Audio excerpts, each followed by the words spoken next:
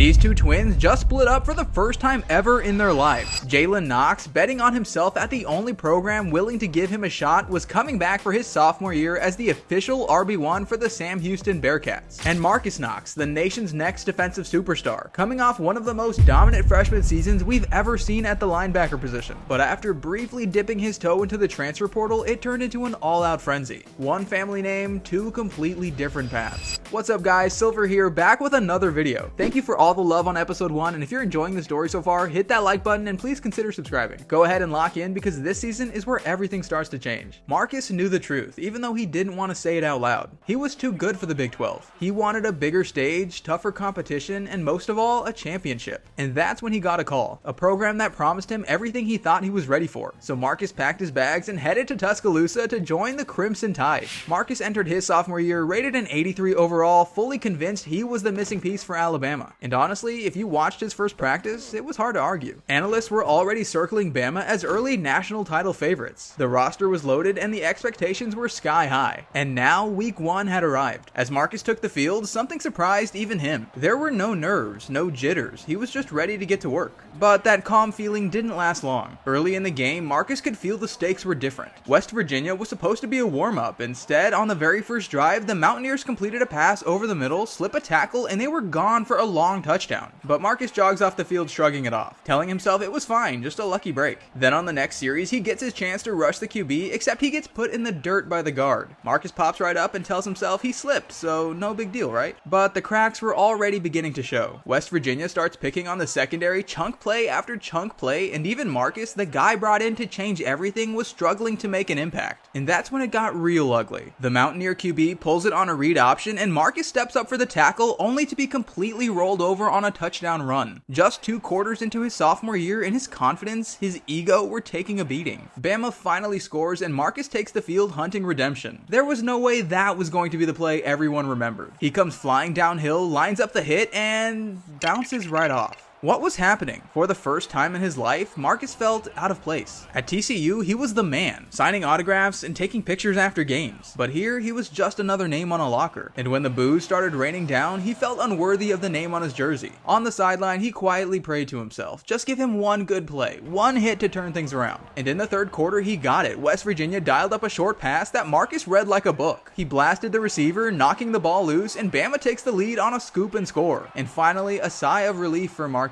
But turns out that play wasn't a spark, only a flicker. Marcus fell right back into old habits, chasing highlight hits, trying to force his way back into the crowd's good graces. For Marcus, the game was a nightmare start to finish, and by the final whistle, Alabama was on the wrong side of a season-opening upset. Marcus hung his head all the way to the locker room, and for the first time ever, the thought crept in. Maybe he wasn't the greatest Knox after all. But there really wasn't time to sulk. After a quick pep talk from the family, Marcus was ready to reset. But if West Virginia was a challenge, number 9 ranked Clemson might just be impossible. Marcus would be lying if he said he wasn't nervous going into this one. As a matter of fact, it was the first time he'd ever really felt nerves before kickoff. He opened the game, timing the run perfectly, beating the block, and dropping the back for a short gain. Then right after, he reads the back perfectly, blowing him up for an early TFL. The crowd roared, coaches slapped him on his helmet, and Marcus took a sigh of relief. He wasn't single-handedly altering the game like his TCU self, but he was settling in as the guy Bama brought him in to be. His pass coverage skills were still shoddy, but when he came downhill, the quarterback was definitely feeling it, getting in the backfield for his first multi-sack game of his college career. Despite Marcus's bounce back, the defense still had one glaring issue. The corners couldn't guard a statue. The game slipped into overtime where Marcus was trying to end it himself, flying through for his 3rd sack of the night. But in the end, his efforts just weren't enough to change the outcome. Clemson comes through with a narrow victory, and after the game, Alabama coach Dabo Swinney, by the way, finds Marcus and tells him the staff has been thrilled with his performance. Encouraging, but kind of weird behavior after starting 0-2 if you ask me. Just 2 games in, and Alabama's playoff hopes were already on life support. But an upset against number 2 ranked Ohio State could catapult them back into relevancy. But instead, it exposed everything. Bama's defense was holding their own. Well, everyone except the secondary. Ohio State takes the lead right before halftime, and in the 3rd quarter, Marcus fights his way to the QB for a sack to hold the Buckeyes to 3. But the secondary kept fumbling, and now the offense was too. From there, the pressure mounted, and what started as a competitive game unraveled into an embarrassing loss. Afterwards, it seemed like the narrative shifted overnight. What started as early natty buzz turned into what the hell is going on in Tuscaloosa. When reporters went looking for someone to blame, Marcus stepped in front of the noise and owned everything. Every loss, every miscue, even the ones that weren't his. For Marcus, all of this was new. He had never faced real adversity before, and when he needed perspective, he turned to the one person he knew that had. He could only hope his brother Jalen's season was off to a better start than his. Meanwhile, in Huntsville, Jalen was stepping into his first season as a true RB1. Coming in at just a 74 overall, his game was nowhere near complete, but he had high hopes that sophomore year could really shape him. Jalen's season was beginning with a matchup against UL Monroe, which my TikTok OGs will remember is where his dad's journey started. Speaking of his dad, if there was one thing Jalen learned last year, it's that he wasn't his father. He wasn't a small scatback with blazing speed, he was,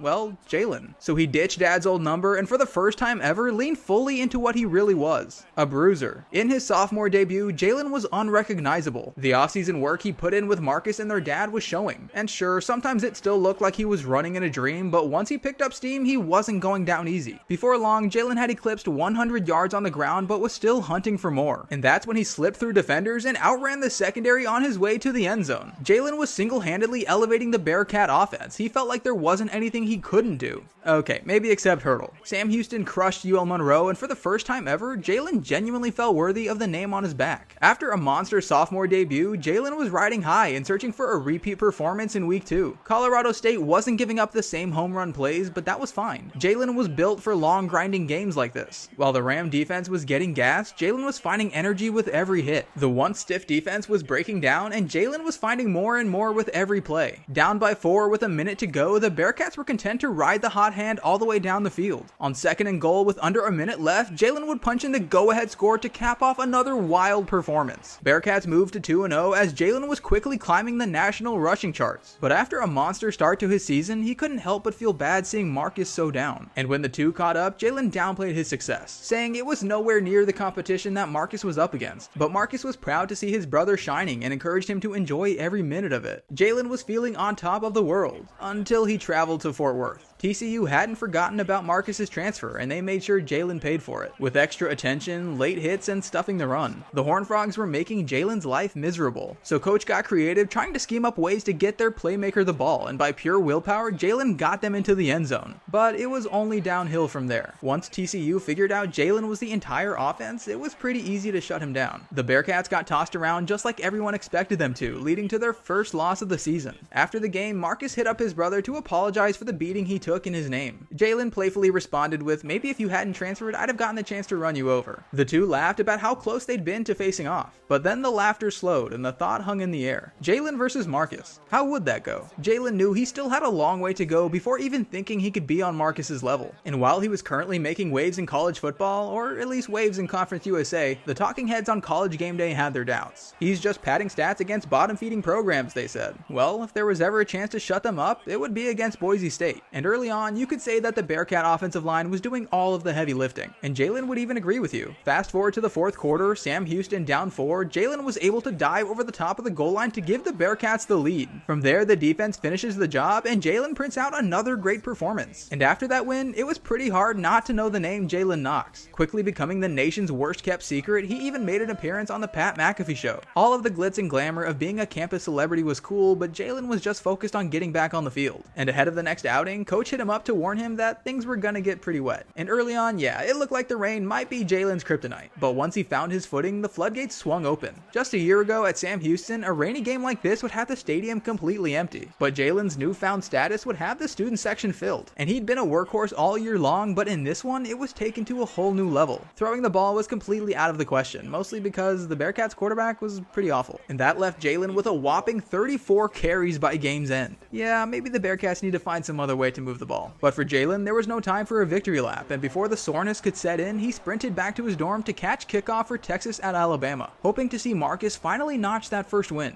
Marcus and Bama were in rare territory, 0-3, and while Marcus's play had improved over the last few weeks, none of it mattered if he couldn't do enough to help his team win. Number 8 ranked Texas came to play, but the Crimson Tide defense was looking stout for the first time all year. The problem was, the offense couldn't do anything. While the frustration started to boil over on the sideline, Marcus kept the defense locked locked in, telling his guys it was up to them to give the offense every chance to flip this thing. Then before halftime, Marcus came crashing through the line on a third down, burying the back for a loss. With great field position, Bama finally gets on the board, and Marcus kept hunting, flying through for a sack. After halftime, the offense finally woke up, and the defense kept the pressure on all the way to a 24-18 victory, a much-needed win for the Tide. When the media wanted to know how this 0-3 team just pulled off a historic upset, Marcus made sure to spread the praise around. And while the locker room was celebrating finally being in the win column, Marcus had his eyes set on Texas A&M in what would be his most dominant performance to date, starting with folding this massive tight end like laundry. And that was just the warm-up, immediately after getting into his pass rush bag and getting home for a sack, knocking the ball out in the process. And for the rest of the game, Marcus set up camp in the backfield, just absolutely demolishing the running back. Marcus was quickly turning into the every down problem Bama had brought him in to be, and he was even showing some growth in pass coverage, nearly snagging this pick. But hey, we'll blame the rain for that one. Alabama scraped out the win, though the offense only scoring 10 points wasn't exactly title contender behavior. And after starting the season 0-3, Bama had stacked together 3 straight wins to bring them back to 500. And with Marcus's draft stock beginning to rise, his DMs were getting a lot more active. Sorry Madison, maybe next time. But ahead of week 7, coach would come bearing some bad news. A tragic scooter injury, I guess, would leave the Tide without a starter on the line. But Marcus made sure that didn't slow down the defense. In fact, they'd put together a dominant performance, holding the Wildcats to only 9 points for the entire game, which should have been enough, but Bama's offense once again made sure to fumble the bag. At this point, Marcus knew the season wasn't about winning at all anymore. It was about him and his growth, and week by week, he was leveling up, and man, he's so close to getting that pick.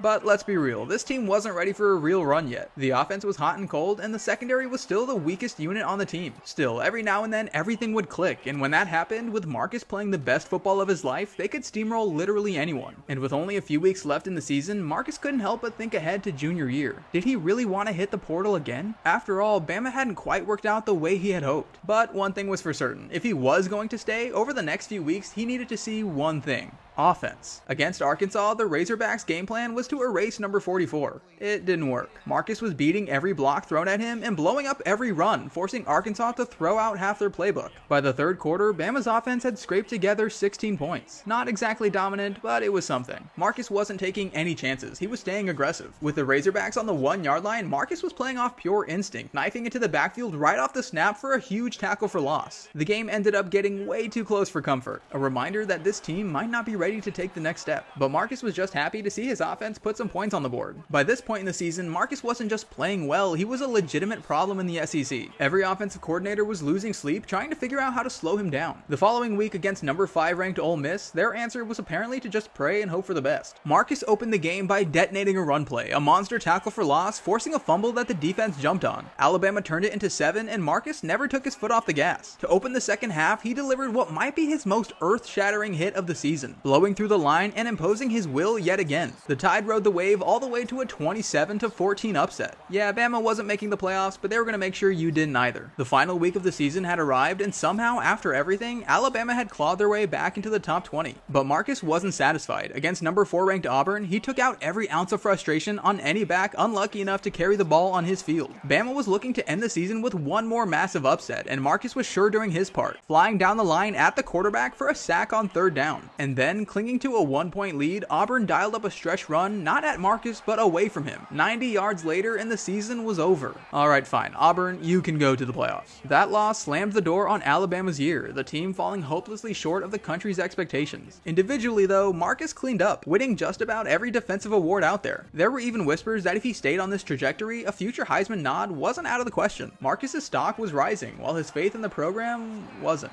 Alabama earned themselves a pity bowl game against Boston College, and Marcus treated it exactly how it felt. He was insulted by the matchup, and the challenge, quite frankly, bored him. He spent the afternoon proving the Eagles were nowhere near his level. When his sophomore year officially closed, Marcus had plenty to think about. But for now, his attention shifted to his brother, who was trying to finish his year the same way it started, with a bang. Jalen's rise at Sam Houston wasn't on anyone's bingo card, and everyone was sort of waiting for him to cool off, but he wasn't. FIU would only be his next victim, opening the game with a 68-yard touchdown run right out of the gate. Someone get my man some oxygen. Jalen was already on his way to another monster day when he decided that just being productive wasn't enough for him anymore. Late in the third quarter, he told coach, "I want to be able to do more than just take handoffs. Line me up out wide." And who was coach to argue? From the slot, Jalen snagged a pass over the middle, shoved a helpless FIU defender to the turf, and took it 93 yards to the house. The Bearcats won, and Jalen finally got his moment in the national spotlight, earning his first National Player of the Week honor. After the game, Marcus hit him up, throwing some loving brotherly trash talk his way. "It's a cute award you got there, Jalen." "Yeah, whatever, Marcus. Talk to me when your team can score a touchdown." As sophomore year wound down, it felt like Jalen was only scratching the surface, and that's when the toll of the workload started to catch up to him. The lanes became tighter, the earlier season explosives disappeared, and defenses started to figure him out. Before long, Sam Houston's Cinderella run had collapsed into a 3-game losing streak. But even so, by season's end, Jalen had done more than enough to earn some accolades of his own, and drag Sam Houston to a bowl game against San Diego State. As he took the field for the final game of the year, he felt torn. Sam Houston had become a home, but was it really his ceiling? Was he ready to take the next step? Well, he wasn't sure, but a strong bowl game could only help his transfer portal stock. Early on, Jalen was carving up the Aztecs, but as the game progressed, his lack of burst was obvious. But he wasn't deterred. Jalen kept grinding, punching in 2 total touchdowns from the goal line, leading Sam Houston to a razor-thin 1-point victory. And that was all she wrote for sophomore year. When the Twins finally caught up, they discussed the road ahead. The longer they talked, the more the picture became clear. Marcus was on a team that couldn't keep up, and Jalen felt like he might have outgrown his. But neither of them planned to stay stuck forever. One thing was for certain: junior year was going to change everything.